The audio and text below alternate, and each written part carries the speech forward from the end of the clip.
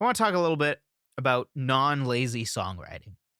And that's because it seems to me that people want to do less and less work when it comes to songwriting. Really just things in general, right? Everybody wants things easier and easier. They don't want to have to learn anything. They don't want to have to do anything. They want it to be as easy as possible.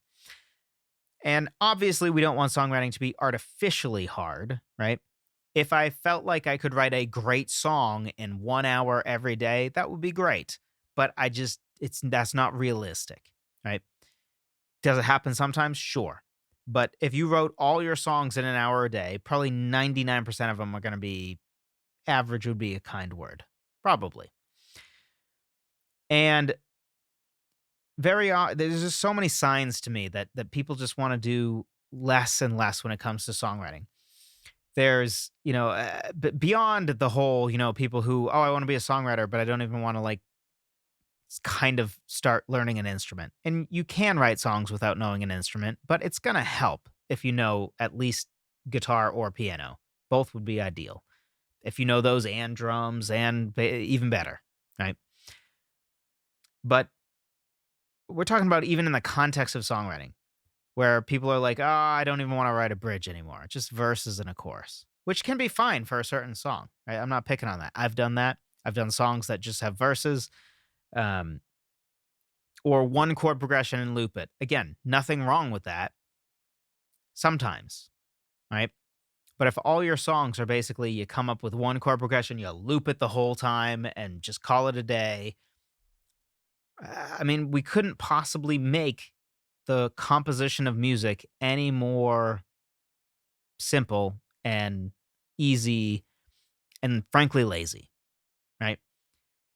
If we not only like we're using stock chord progressions, maybe, right? Chord progressions that have been used a million times. We're not even writing our own chord progressions. We're just using the ones that have been used the most, making no alterations to them. We're not using just anything to change it up, right? We're not using sus chords. We're not using inversions, nothing like that. And when we get to the point where everybody's trying to be like a loop songwriter, where everything is just like, oh, I write one short loop and that's the whole song. Then I just like have lyrics over it. Again, can be fine in moderation, but we don't want to be lazy songwriters where we try to make every song is just cutting corners as much as possible. Not to mention we don't want to learn or improve. And boy, I feel like the most hate I ever get is when I say things like, "Hey, maybe if you care about the craft of songwriting, you should care about, I don't know, learning and improving," which, yeah, includes, I don't know, maybe learning a little music theory once in a while, learning how to construct a lyric. And people get so mad at that. Like, I- what do you expect? Like, yes, just keep making boxes over and over again for carpentry or woodworking or whatever. And like, you just expect to become a great woodworker? Like, no, you're doing the same. Like, and isn't that going to get boring? But anyway, people don't like to hear this. So naturally, that's why we're going to talk about it. But that's necessarily not why we're going to talk about it. We're going to talk about it because I think it's important, especially if we say we care about the craft of songwriting. We shouldn't be lazy songwriters. Again, this shows itself in so many different ways, but another way that the laziness in songwriting comes out is in crafting a song versus write everything fast. I don't know how many people are going to tell you, "Oh, just write a song in an hour or 15 minutes. Just write songs fast. Just pump them out." Right? And so many people will tell you like, "Oh, release a song every week."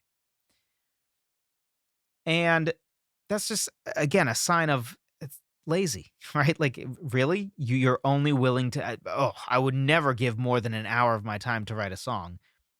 It's so ridiculous. Like, that's like saying, "Oh, with my next woodworking project, no woodworking project would I ever spend more than 2 hours." Well, have fun just making, I don't know, tiny miniature bookshelves over and over again, because like, that's all you're gonna have time to do. Don't be afraid to put in a little more work even when people aren't gonna notice. A phrase that I think I used in, like, the 3rd episode of this podcast years ago was, "Don't be afraid to have your brilliance lost on people." What I mean by that is I feel like so many people have the attitude of, oh, people won't notice that my lyrics had a lot of time and thought put into them. People don't even pay attention to lyrics. Therefore, I'm going to be lazy and not put any time and effort into my lyrics. No. It shouldn't be about like, oh, whether a normie notices, right? Or whether some random person who listens to your music, like your mom or your significant other or your friend who knows nothing about music. That's is that really who we're writing for? Just results? Like I want to do as little work to get, I don't know, famous for my songs as possible, which by the way, like that probably isn't going to happen anyway. So you might as well not sell your soul on the way to still not being a famous songwriter. Not even to mention, famous songwriters basically don't exist. Famous singer songwriters do, but famous songwriters just basically don't. But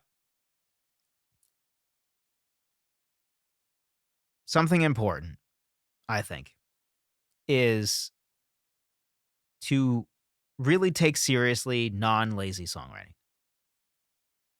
To not be afraid to have more music written, to have a little more attention to detail than your average song. So if you take one extreme, which is you write one loop it for a whole song, and you're like, there's my song, call it a day, which again, there's nothing wrong with. I've done it. I think it's a good experiment. I think if you haven't done it, you should do it at least once, right? I'm not saying it's a bad thing in and of itself. But if your average song is closer to that than not, maybe it's time to try pushing in a different direction. So the song 100 Years by Five for Fighting, which this episode again is centered around, if you have been here for the whole episode, is to me a great exercise in non-lazy songwriting, in an example that isn't where it isn't obvious that it's not lazy songwriting. What do I mean by that?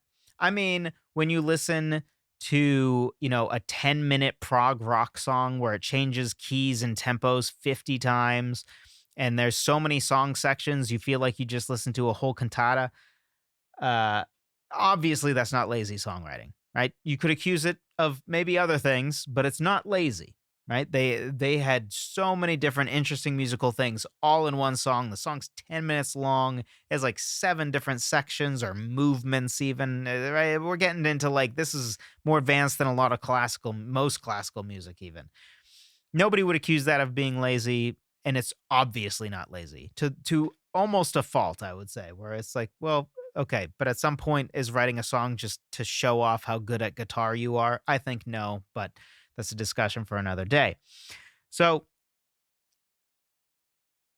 100 Years is a good example of not overtly obvious, but not lazy songwriting because it's something that most people probably don't notice, but there are different elements in the song that aren't lazy.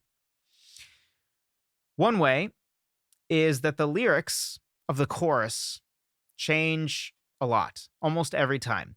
The first chorus is 15, there's still time for you, time to buy and time to lose. 15, there's never a wish better than this when you've only got 100 years to live.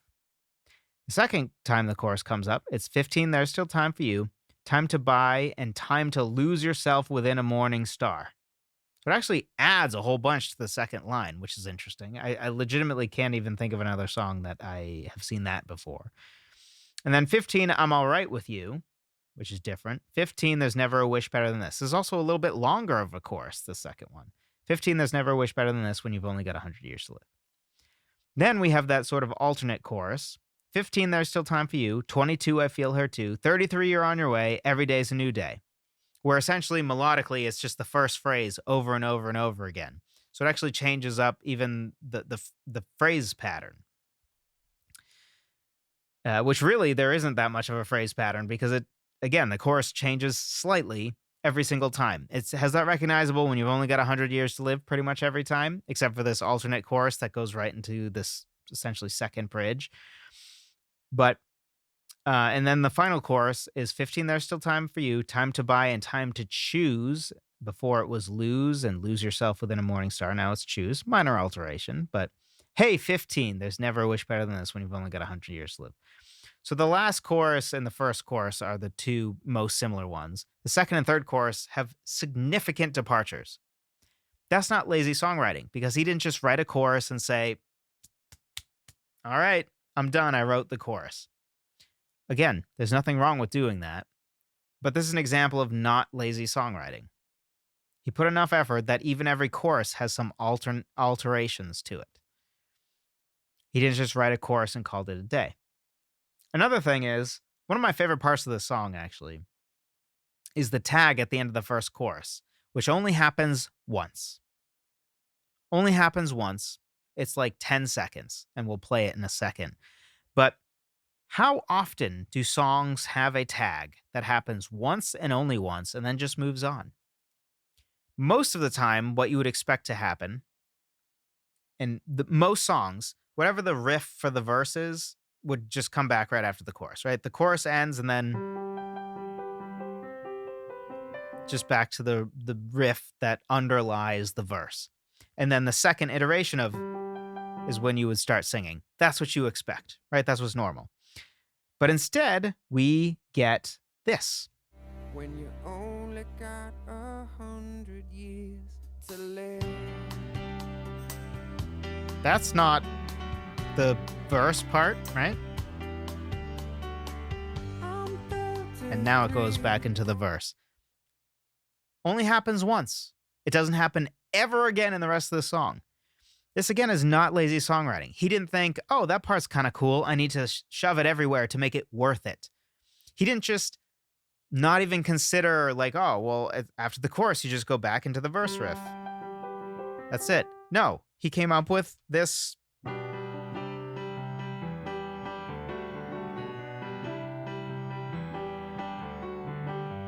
Right? Only happens once. And he came up with that just to have a nicer transition, more interesting transition back into the second verse. And again, it's one of my favorite parts of the song, like non-lyrically, just from a musical standpoint. I don't know. There's just something about it that really resonates with me. And a lot of songwriters never would have written that. Just never would have written that.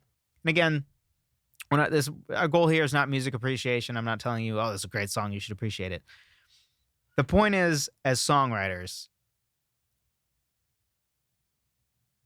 I'm a big proponent of trying things across the spectrum.